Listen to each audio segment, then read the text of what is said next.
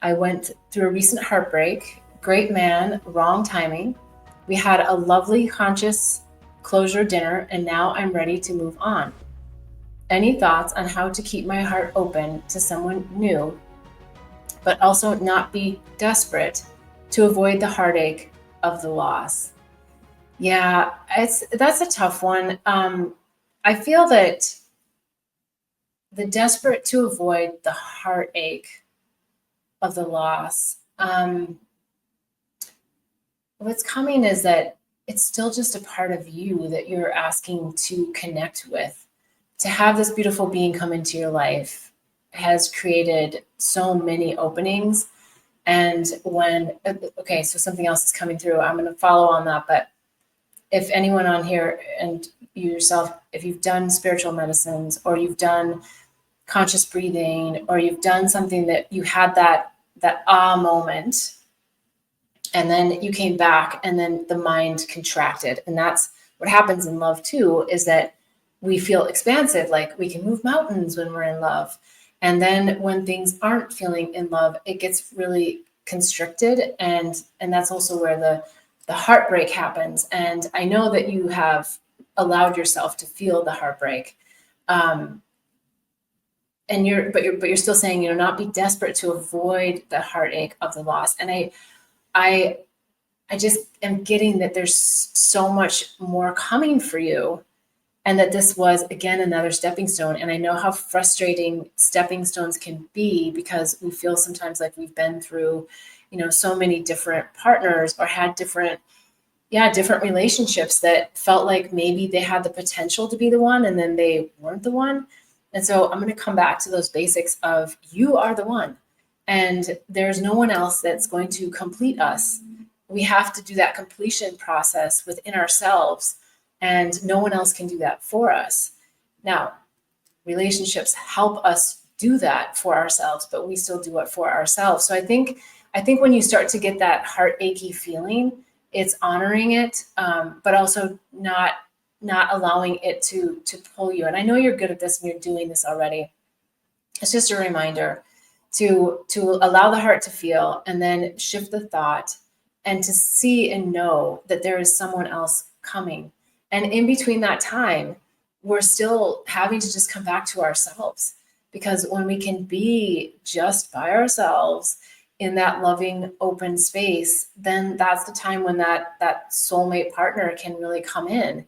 And even then it's still going to be a challenge. There's still going to be a lot of lessons to be learned, because we're navigating who we are as a person and who they are as a person. So I think it's so beautiful that you've had this conscious closure, and that you've had that, and maybe the thought to revel back in is the fact that you've had it this way, because there are so many people that don't get that opportunity, because they're either not ready for that kind of conscious uncoupling, or the partner is not ready for that conscious uncoupling. So how blessed and beautiful is it that you've come to this place where in that separation, that you have this consciousness between the two of you that feels still very loving, very kind, and remembering that. So when you start to feel that heartache, just bring the compassion in, bring the love back here, and out of the mind that it was someone else that made me feel that way.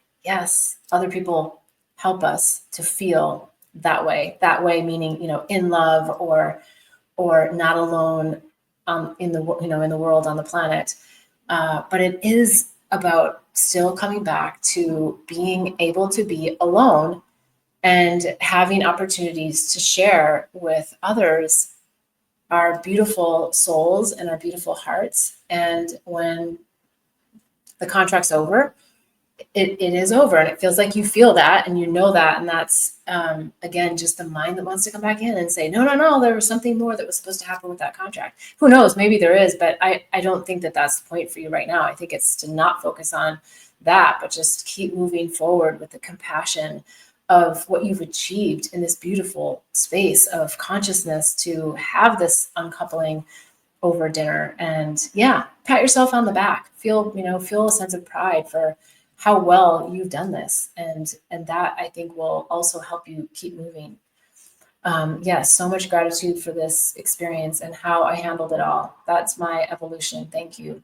Yeah, you're on it. You've got it. And there are so many beautiful men out there. I know sometimes we don't see them, we don't experience them, but there are, and they're coming, and they're looking to find you as much as you're looking to find them.